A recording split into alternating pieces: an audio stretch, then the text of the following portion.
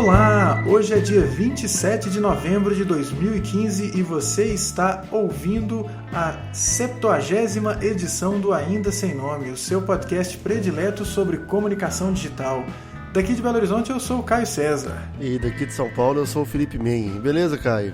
Tudo jóia, cabeça? Como estão as coisas aí? Cara, tudo certo. Eu tô pensando quando a gente chegar na edição número 139 do podcast, como é que você vai ter trabalho pra falar isso, né? É sempre um exercício aí de voltar até a terceira série para falar dos números decimais. Né? Essa é a 139ª edição do Ainda Sem Nome, o seu podcast predileto. Vai ser interessante. Pois é, vamos chegar lá e vai ser um desafio gostoso, cara. Exatamente. Espero que a nossa audiência esteja conosco até lá e que ela seja maior ainda e que participe ativamente no aindasemno.me, né, cara? Isso. Curiosamente, isso no atual estágio das coisas, isso ocorrerá daqui a 69 semanas, não é isso? 69, 139, exatamente. Exatamente, 69. Exatamente, olha só, lá vem. Aliás, Caio, eu queria fazer um statement antes da gente começar a edição. Pois não, meu cara. Como está ruim o trânsito em Belo Horizonte, não?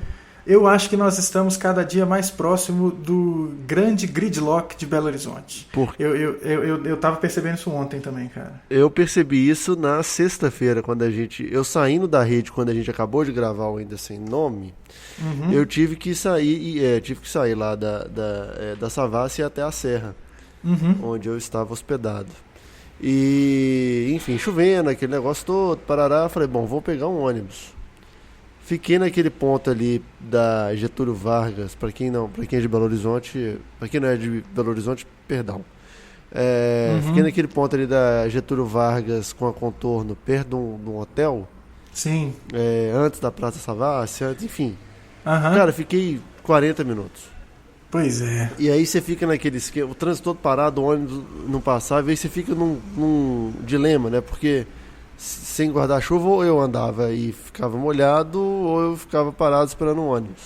E ficava molhado. Aí eu resolvi andar. E aí, por sorte, uma menina desceu do táxi, eu pude entrar no táxi. E ainda assim, para andar 300, 400 metros da Getúlio Vargas até outra ponta da contorno, foram uns bons 20 minutos. E eu acho que o gridlock ele tem muito, óbvio, do não planejamento do trânsito, mas tem muito também de como o motorista em Belo Horizonte está mal educado, viu? Puta merda. Nossa, cara, eu pareço um velho ranzinza falando, mas a coisa tá só piorando, viu, cara? A coisa tá só piorando e não dá pra gente colocar a culpa na chuva. Por exemplo, o dia de ontem não choveu e o trânsito caótico. Na terça-feira também não choveu e o trânsito absurdamente complicado. Antes eu saía da minha casa para ir para a universidade para dar aula com uma antecedência de 40 minutos para atravessar a cidade. Hoje, com menos de 1h20, não é possível, cara. Em qualquer horário, seja meio da tarde, meio da manhã, não é possível. Então é uma coisa que me deixa muito chateado, cabeça, e já fazendo uma transição suave de assunto, é a quantidade de tempo que eu passo no trânsito por dia. Eu já contabilizei, eu passo mais de 4 horas no trânsito por dia. E isso me faz amar cada dia mais aquele livro, os 2 livros, né? Um livro é o livro do Jason Fried, chamado Remote, que ele prega a vantagem do trabalho remoto.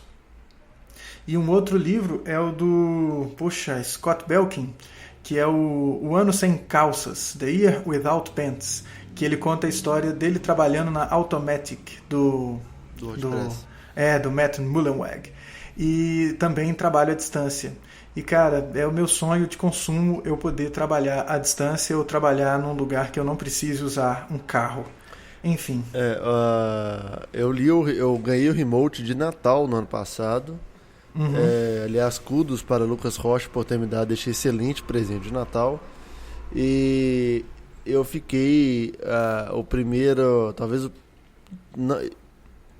janeiro de 2015, eu fiquei feito um pastor pregando os ensinamentos do remote no ambiente de trabalho. Cara. E sobre o trabalho remoto, eu poderei te falar sobre isso daqui a algumas semanas, quando eu tiver o primeiro feedback interno sobre como é trabalhar remoto. A gente fala isso depois. Pois é, vamos abordar esse assunto no futuro, e se você que está ouvindo isso tem alguma coisa a falar, colabore com o seu comentário lá no aindasemno.me, deixa lá o seu comentário, bem como fizeram nosso já carteirinha carimbada Eduardo Elias, Gilber Maia, e a colaboração nova do Volney, tirando onda com a minha tiração de onda do episódio de número 69.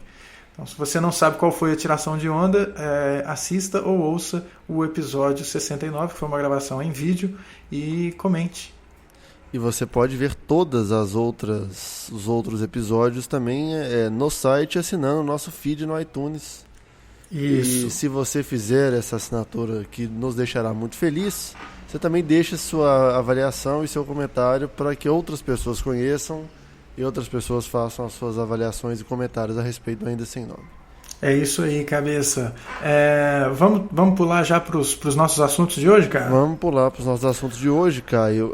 Começando com um link que o Bruno Milagres nos marcou no Facebook, eu acredito, que é uma entrevista do Ivan Smith, falando que hoje os jornalistas precisam ser como canivete suíço. Isso é um desdobramento, na verdade, daquele episódio do Bruno sobre as outras habilidades e as outras ferramentas que o profissional de comunicação hoje ele deve ter, né?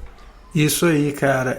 E também é uma evolução de um assunto recorrente aqui no Ainda Sem Nome, da necessidade da gente que faz comunicação ter conhecimentos, habilidades e competências que não são aquelas tradicionais ou tradicionalmente trabalhadas nos bancos da universidade.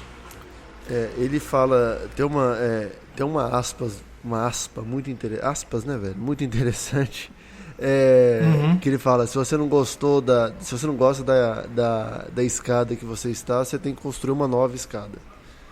Então, basicamente, você agora também tem que fazer o seu próprio caminho dentro não só da sua carreira, né? Isso não é uma dica de carreira, mas uma dica de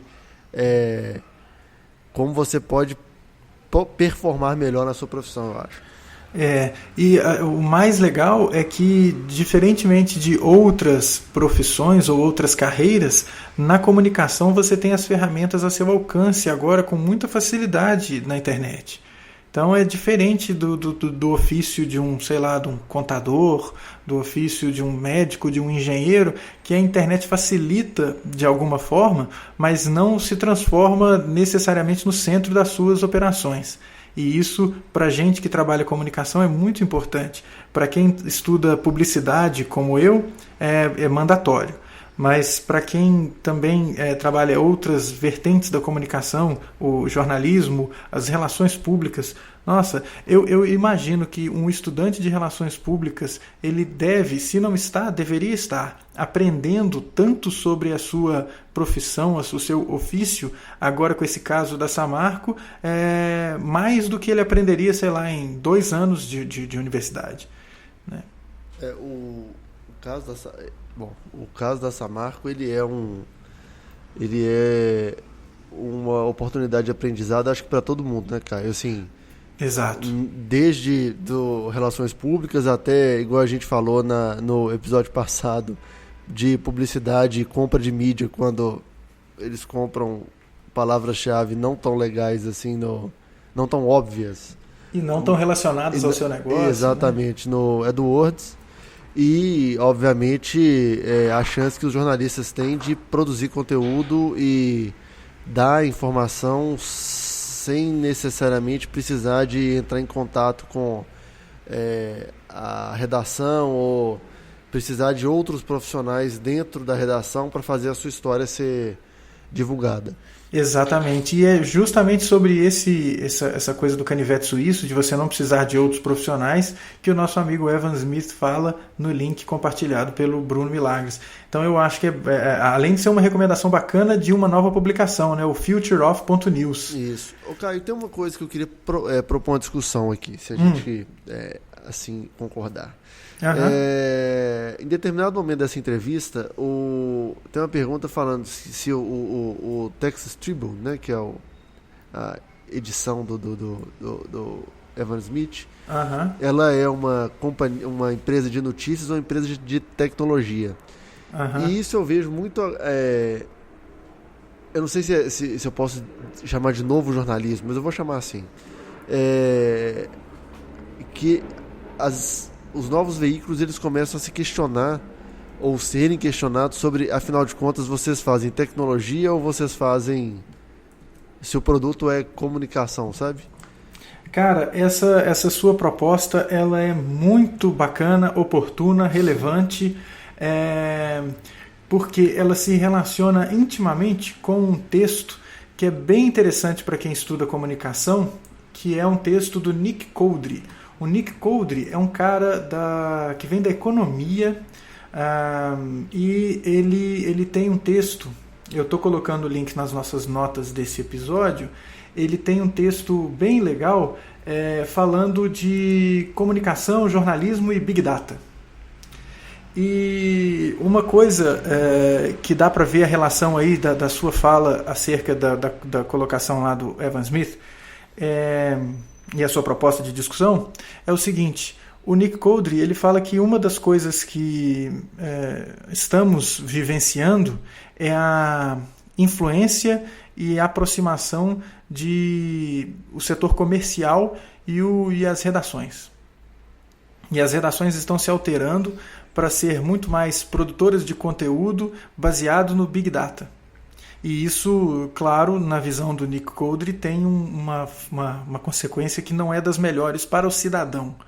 Mas eu não vou entrar nessa discussão das consequências. Quem tiver interesse sobre isso, eu recomendo ler o texto que está nas notas desse episódio. Mas uma coisa que o Nick Coudry fala é que o ofício do jornalista ele vai ficar cada vez mais atrelado a uma questão de dependência tecnológica. Não diria dependência, né? É uma coisa de relação com a tecnologia que vai ficar cada vez mais íntima, e isso altera a experiência de leitura. Então, uma das consequências é que a gente vai ver cada vez mais notícias que se relacionam apenas aos nossos interesses. Então, voltando à questão do Evan Smith aí, não dá mais para... Quer dizer, a coisa está tão ligada, né, cara? Comunicação e tecnologia estão tão ligados que fica difícil eu tentar falar que uma empresa de comunicação não é também uma empresa de tecnologia. Ou você acha que tem essa distinção, cara? A não ser que você faça tecnologia. Se seu produto for um aplicativo, for um software, aí sua empresa ela é essencialmente só de tecnologia. E como seria lá aquela iniciativa do Jason Calacanis, o Inside, já ouviu falar, cabeça? Não conheço. O Jason Calacanis, ele é um cara que é um empreendedor desses serial entrepreneur, né? Uhum. Ele tem uma empresa chamada Inside, que é de notícias curadas. Então é um negócio muito bacana. O que eu penso assim, se eu faço o jornal, a tecnologia ela deixa de ser, ela não é o fim, sabe? Ela vai ser o meio. Se eu quero, hoje, para eu ter um site de jornalismo, e com todas as ferramentas e todo o que eu preciso e o que o jornalista precisa saber hoje, obviamente envolve tecnologia, mas o produto final, eu estou pondo muita aspa aqui, ele é a notícia, entendeu? Por exemplo, você vai falar que o Vox, ele é uma empresa...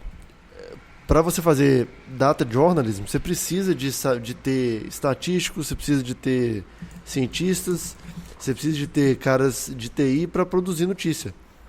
Uhum. E o jornalista tem que saber interpretar número também. E dado, né, na verdade, não só número. Certo. Mas dado é número, né, Caio? Foi pleonasmo aqui. Não necessariamente, né, cara? Mas número é dado. É isso que eu quis dizer. Então, assim, dizer que sua empresa é de tecnologia, se você faz jornalismo, não casa, entendeu? Você tem que saber tecnologia para fazer jornalismo. Eu acho que esse é o ponto. Ah, ótimo. Matou a pau aí, cabeça. Eu acho que a questão é essa. Não tem jeito da gente fazer jornalismo ou comunicação num geral, né, no contexto atual, sem saber de tecnologia. E é por isso que a gente fica um pouco surpreso quando a gente vê a galera que sai da universidade saindo preparado para trabalhar em 1983, né, cara? Sim.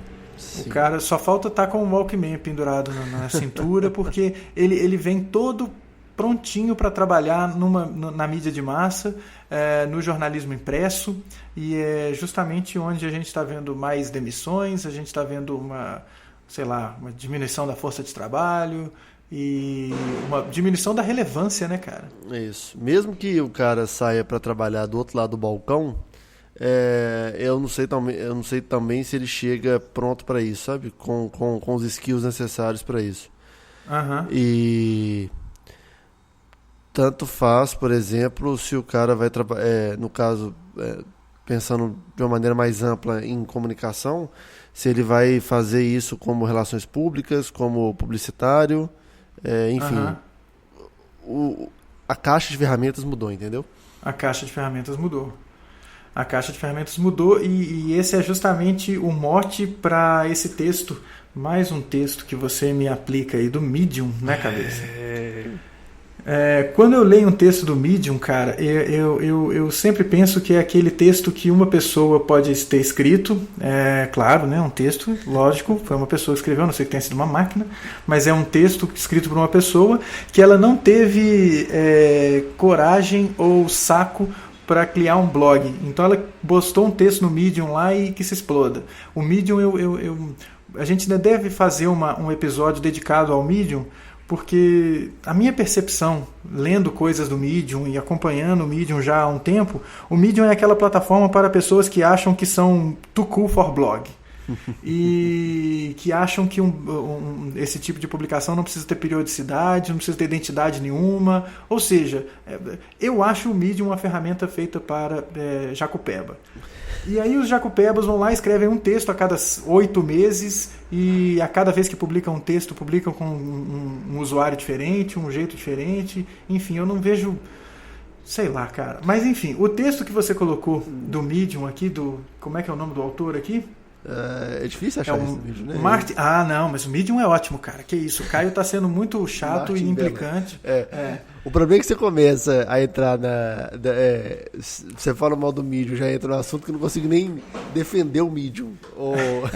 O que eu tava pensando sobre o Medium. Porque outro dia, assim, a gente que bloga há muito tempo, sem querer pagar de velhão aqui, quando eu fico vendo os arquivos de 2002 do meu blog, tem muita coisa que seria um tweet hoje, entendeu?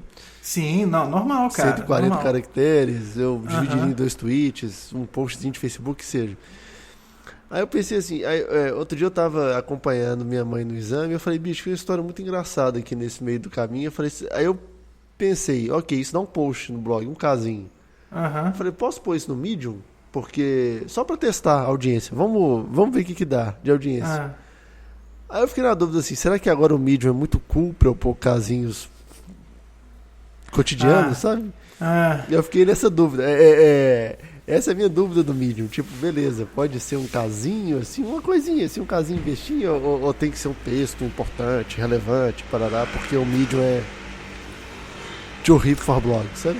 Eu acho, cara, que o Medium é o blogspot dos anos dessa nossa segunda década do século XXI, sabe?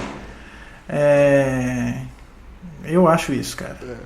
Eu acho que é um lugar pouquíssimo relevante. Tem muito conteúdo interessante lá, mas não vai se sustentar, não. Mas pode ser que eu esteja falando a maior besteira do mundo. Esse texto é um texto do Martin Bellam. Finalmente a gente consegue achar o nome do autor do texto, né? E ele fala de 5 coisas que ele acha que os estudantes de jornalismo devem saber sobre tecnologia. Então, surpreendam-se estudantes de jornalismo. De acordo com esse rapaz aí, o Martin Bellam, vocês têm que saber HTML e JavaScript. É a coisa número 1 que eles têm que saber. Você tem que saber o algoritmo do Facebook. Tem que saber o algoritmo do Facebook e tem que saber Analytics. Gente, olha só, hein? E tem que saber fazer GIF, cara. Tem que saber Tem que saber fazer GIF. Cara. E por último, o que ele tem que saber, cabeça? Ele tem que saber como as regras, as leis da mídia se aplicam para a internet. Pois é. Então, nosso amigo aí, o Martin Bellam, está necessariamente falando muito sobre a relação entre comunicação e tecnologia. Não dá pra gente fugir. Eu imagino que você, se está ouvindo o Ainda Sem Nome, a essa altura do campeonato, na nossa edição de número 70, você já descobriu que a gente versa muito sobre isso, né? Senão você deveria ver as outras edições e saber que desde a edição número 2 ou 1 a gente já devia estar falando sobre esse assunto. Exatamente, a gente bate nessa tecla desde essa época. Então, cara, uma coisa está só justificando a outra. Eu acho que o que a gente está fazendo aqui é construir uma grande argumentação em prol da necessidade do profissional de comunicação compreender tecnologias. E aí você pode questionar você, amigo ouvinte, amiga ouvinte. Você deve questionar, poxa, vocês estão há 70 edições batendo nessa tecla? Não reduza isso a 70 edições, porque se fosse, seria 70 semanas. Mas é muito mais do que isso, né, cara? A gente está há muito mais tempo batendo nessa tecla, justamente porque há uma quantidade gigantesca de profissionais de comunicação que se recusam a entender tecnologia e por isso vão, por falta de um eufemismo, vão se lascar.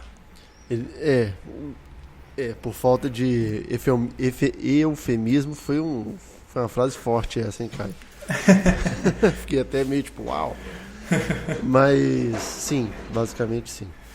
Pois é, e a gente vem construindo uma argumentação em cima disso daí, porque a gente entende que com as ferramentas que a gente tem hoje nas nossas mãos, a gente pode fazer uma coisa muito diferente. Eu já falei outras vezes aqui no Ainda Sem Nome, do programa de mestrado da City University of New York, a CUNY, que é justamente de jornalismo empreendedor e é um curso coordenado pelo Jeff Jarvis. O Jeff Jarvis é um jornalista de tecnologia muito bacana e ele tem uns livros muito legais, inclusive um livro chamado What Would Google Do, que é bem interessante. Inclusive esse sobre o City University, só para complementar aqui o post o post do Medium, que a gente falou, o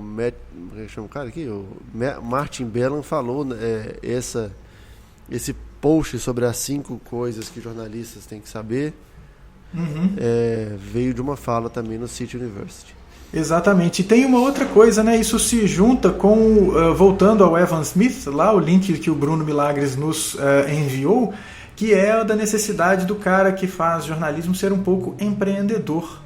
Né? Ele tem que entender que no novo contexto de comunicação ele não precisa ser empregado de uma grande corporação, de um grande jornal, de um jornal da mídia de massa, da mídia estabelecida. Ele pode fazer o seu próprio empreendimento.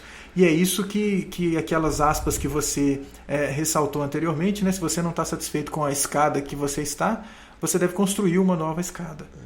Aí, Caio, tem a questão também ela vai se expandindo, né? Quando você estimula esse tipo de coisa, o empreendedorismo, no caso, o profissional, ele além de saber as ferramentas de tecnologia, ele vai ter que começar a saber também as ferramentas de negócio, né? Então Exato. As coisas vão se ampliando também.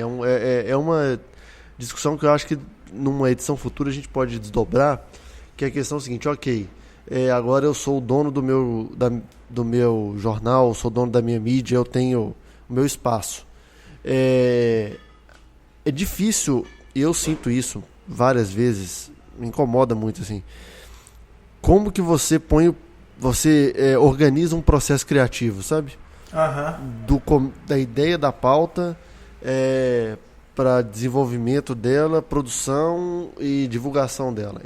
Eu nas minhas coisas, é uma coisa que me deixa muito incomodado, porque às vezes eu tenho um backlog de ideias gigante que eu não consigo pôr para frente, entendeu? De posts, Entendi. De produção de conteúdo. E isso, numa esfera de negócio, é um pouco mais sensível, né?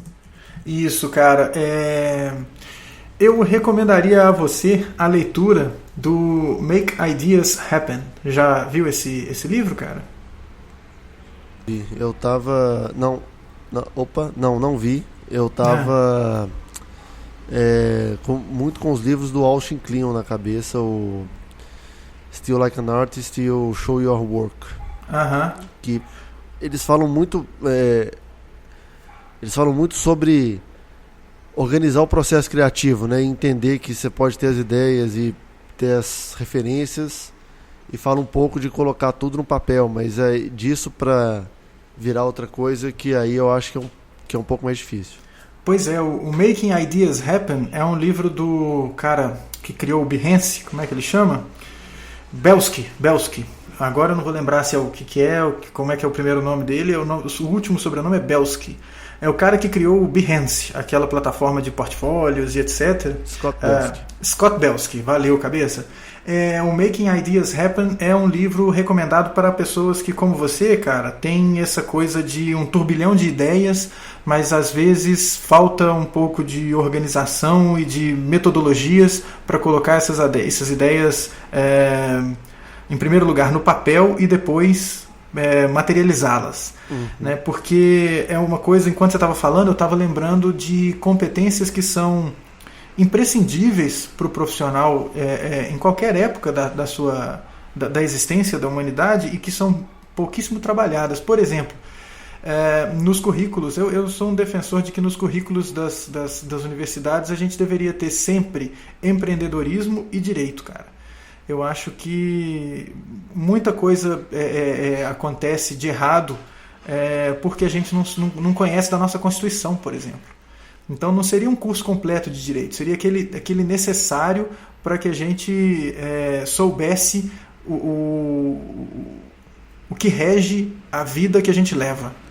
Isso aí, inclusive no estágio atual das coisas e nas discussões, enfim, eu estou extrapolando completamente o assunto, mas, bicho, 6 meses de Constituição nas universidades ia fazer uma diferença monumental no nível da discussão e no sentido atual das coisas. Eu falo isso porque ontem a gente, obviamente, todo mundo tem milhões de grupos de WhatsApp, grupos de amigos e tal, e teve uma discussão sobre o estágio atual das coisas, etc. E muita gente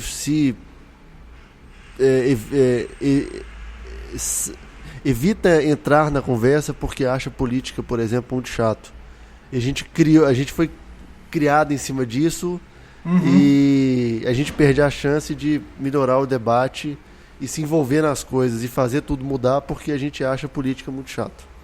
Pois é, cara, e é engraçado isso porque eu me lembro que esse tipo de conteúdo é trabalhado numa disciplina chamada legislação e ética, né, nas universidades, e normalmente essa disciplina ela é renegada, ela é uma disciplina odiada, as pessoas não gostam dela, e eu vou colocar na minha situação, na minha formação, a disciplina de legislação e ética veio no último período do curso. Então eu já estava praticamente formado quando me veio alguém me falar das leis que trabalhavam o ofício da publicidade. Cara, isso deveria ter aparecido agora, né, bicho? 20 anos depois de formado, fica cada vez mais claro que isso não deveria ter acontecido no último período. Isso deveria estar lá junto do Introdução à Publicidade, sabe? Até, desculpa, cara, para melhorar a discussão nos 3 anos e meio seguintes, né? Exato, cara. E para deixar você um pouco mais capaz. E olha só, cara, é uma conversa que muitos estudantes já devem ter ouvido e jovens profissionais também, e é difícil cair essa ficha. As disciplinas mais importantes de uma graduação em comunicação vão ser filosofia, antropologia, essas coisas, que são justamente as disciplinas que vão fazer você refletir. E incrível, né, cara? A gente num podcast sobre tecnologia, comunicação digital, falando da importância de você estudar filosofia, estudar as leis e estudar empreendedorismo. Né? Mas quando você vê, por exemplo, uma City University fazendo uma coisa dessa, você vê que tem um pouco de esperança, né? Tem um pouco. Tem gente fazendo coisa diferente, que um dia, quem sabe, isso chegue aqui. Tem uma outra coisa também, Caio, já que a gente está extrapolando como sempre aqui, você deve ter visto que estudantes das escolas estaduais aqui em São Paulo ocuparam as escolas que em tese seriam fechadas pelo governo e mais escolas além dessas. E aí criou-se um movimento de doe uma aula. Os meninos estão lá ocupando a escola, organizando a escola, e você pode doar uma aula de algum assunto que você seja bom ou se julgue capaz para falar. Certo. Você não acha que isso pode ser o embrião de uma discussão sobre mudar o currículo? Porque você está dando aulas que os meninos realmente se interessam pelo assunto, que que eles vão ter que conhecer as coisas que o currículo tradicionalmente passa, mas de um outro jeito. Uhum. Pode ser eu posso começar, por exemplo, a colocar empreendedorismo no ensino médio. Deveria, né, cara? Posso Eu colocar acho... legislação no ensino médio. Pode, deve, eu acho que... E outros assuntos, por exemplo, uma aula específica de história sobre um determinado acontecimento que a gente não estuda muito aqui, né? Eu acho, Cabeça, que a gente está indo para um lado ou para um caminho na educação que é o de desvincular totalmente dessas amarras dos currículos fechados. Eu acho que a gente tem que ir para um esquema de um currículo muito mais aberto, com uma quantidade mínima de horas específicas para você se capacitar numa determinada profissão, numa formação, mas com a necessidade de uma quantidade de horas que seja complementares ou qualquer que seja o nome que se dê a isso, que o aluno vai escolher o que ele vai estudar. E isso eu acho que vai fazer a diferença de um profissional... Sabe, esse profissional que a gente está falando nessa edição, que é um profissional canivete suíço lá do Evan Smith, né? A discussão do currículo ela é importante, mas eu acho que agora não é o momento, sabe? Porque, bom, a base curricular nacional foi fechada agora, né? Não tem muito tempo. Então, assim, a gente ainda tem um déficit gigante para consertar sobre o que a gente...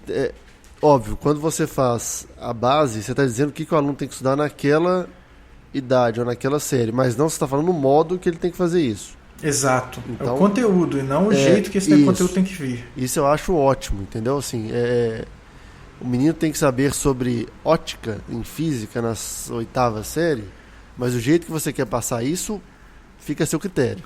Exato. Eu espero ver a gente conseguir chegar num nível que a Finlândia chegou, onde você tem um currículo, quando fala assim, a Finlândia aboliu o currículo comum. Não. O que a Finlândia faz um professor de história pode falar sobre física. Você pode ensinar uma matéria de um outro jeito.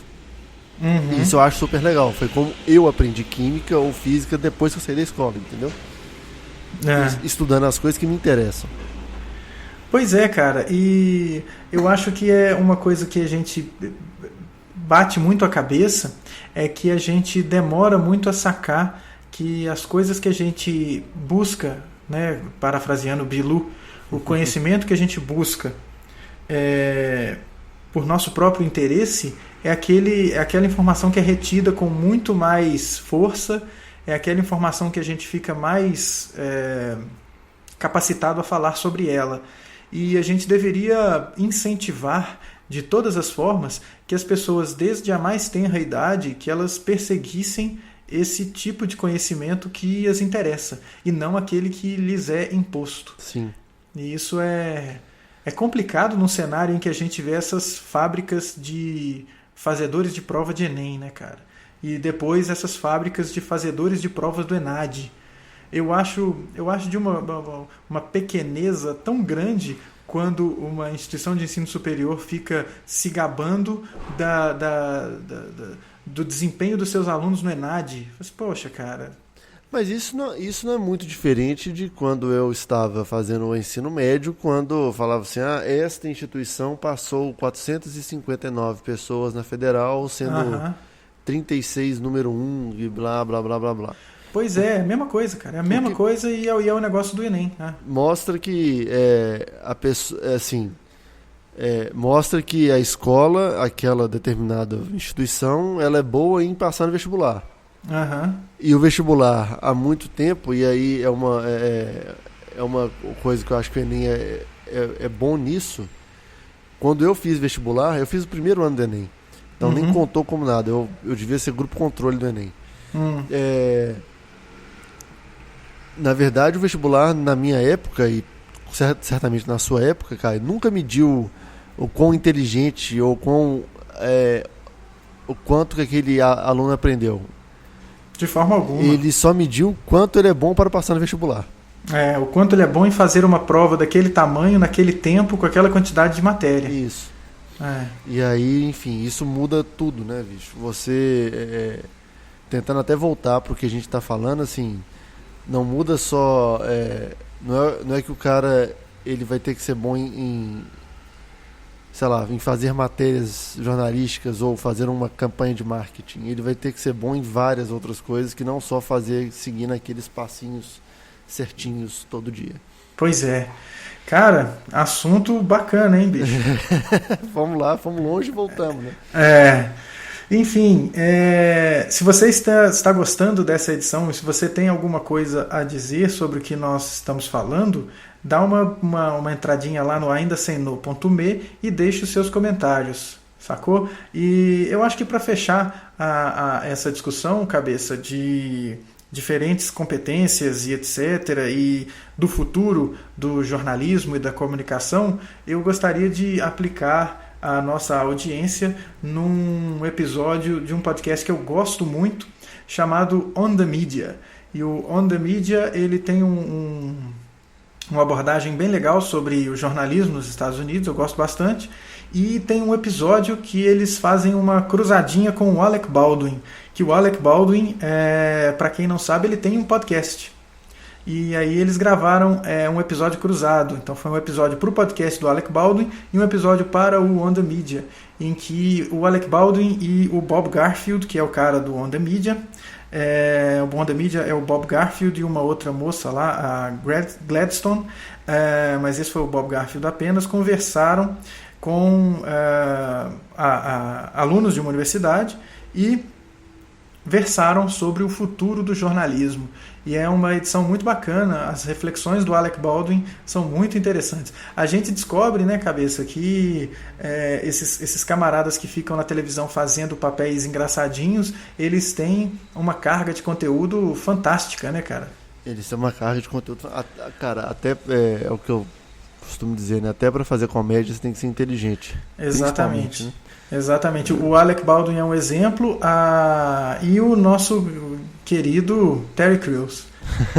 Exatamente. Terry Crews e tem um uma outra coisa bacana. também, assim, quando você vê atores fazendo podcast, eu vejo muito cara de esporte fazendo podcast. Inclusive, a gente estava falando antes, assim, lutadores de MMA tem vários podcasts.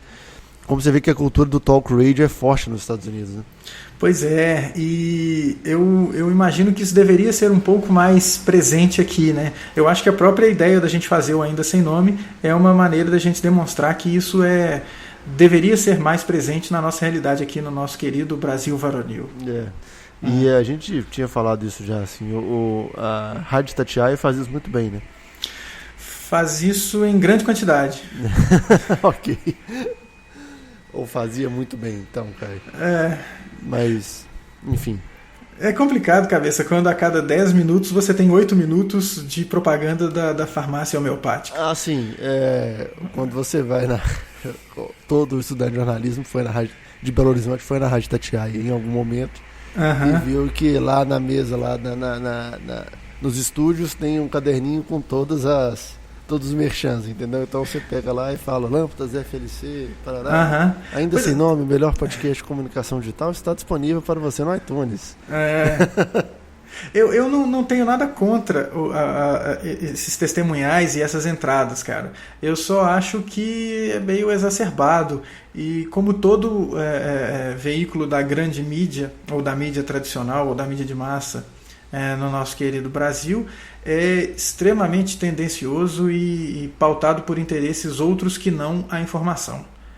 Ok, tudo bem. Enfim, mas cabeça, a gente tinha um assunto que a gente deveria ter tratado hoje. A gente já está com o avanço da hora aqui no podcast. Talvez a gente não dê a atenção que esse assunto mereça, mas eu queria não deixar de falar sobre essa hashtag Meu Amigo Secreto, começou a pular no Facebook ultimamente. Eu sei que isso pode parecer um pouco oportunista, de certa forma, mas é porque não tem jeito. É um dilema que eu tenho ainda sem nome entre falar do factual e falar do conceitual, entendeu? Acho que hoje a gente conseguiu juntar as duas coisas. Certo. Mas você deve ter visto, quem está ouvindo deve ter visto, começaram a pular várias hashtags Meu Amigo Secreto, denunciando casos de machismo, situações de machismo que a gente vê todo dia no nosso cotidiano.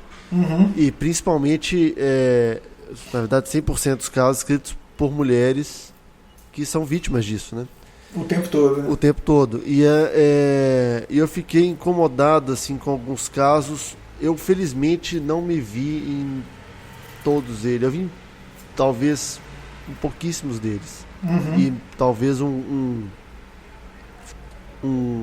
eu de vários anos atrás. Que é o que acontece quando eu leio algumas coisas no meu blog, por exemplo, de 2005 e tal, enfim.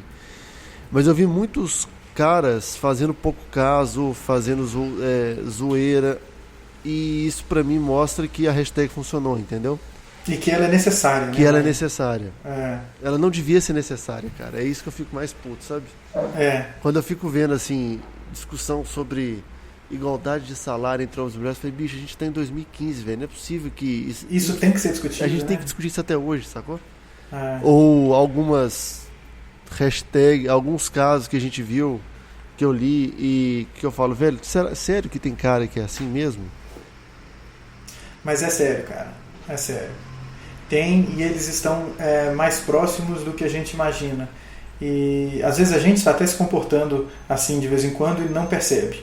Então é legal essas... lembra do esquema de indiretas do bem? Sim. Eu acho que esse é um esquema de indiretas do bem. E que custa muito para as mulheres e para quem sofre com isso falar, e é por isso que a gente tem que prestar atenção, né, cara? E quando você vê algum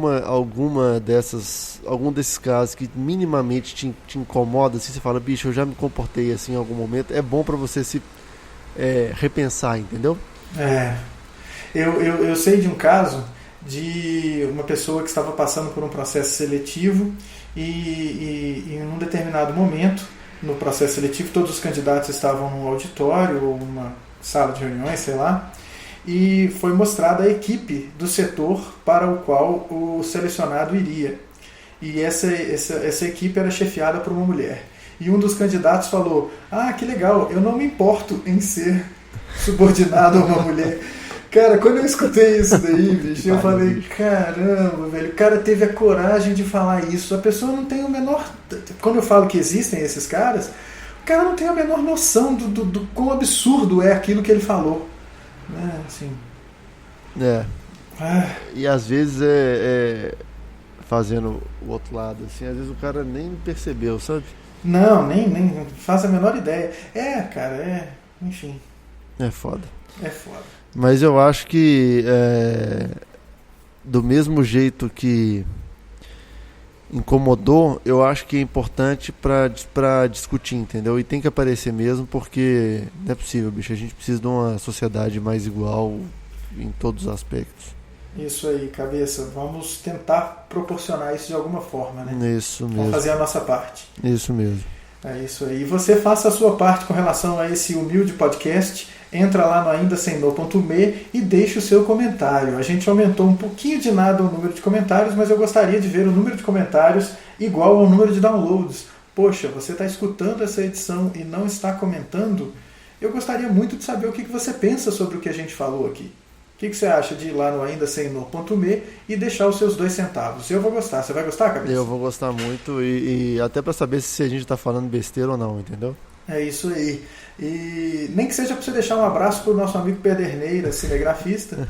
Entra lá no Ainda Sem Nome e deixa um abraço para Pederneiras. Vai ser bacana. É isso aí, Caio. E, bom... Vamos que vamos, né? Mais uma vez, a caixa de comentários está aberta para você deixar sua opinião sobre os assuntos de hoje.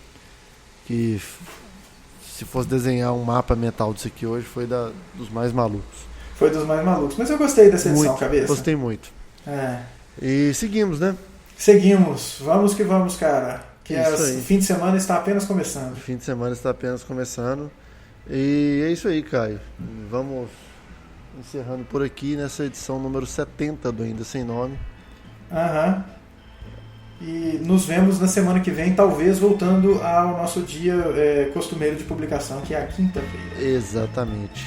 Beleza. Um abraço, Caio, para quem chegou até o final com a gente aqui. Bom fim de semana e seguimos. Seguimos. Um abraço para o Pederneiras, direto do Paulinho. Isso aí, valeu, até mais. Falou, um abraço.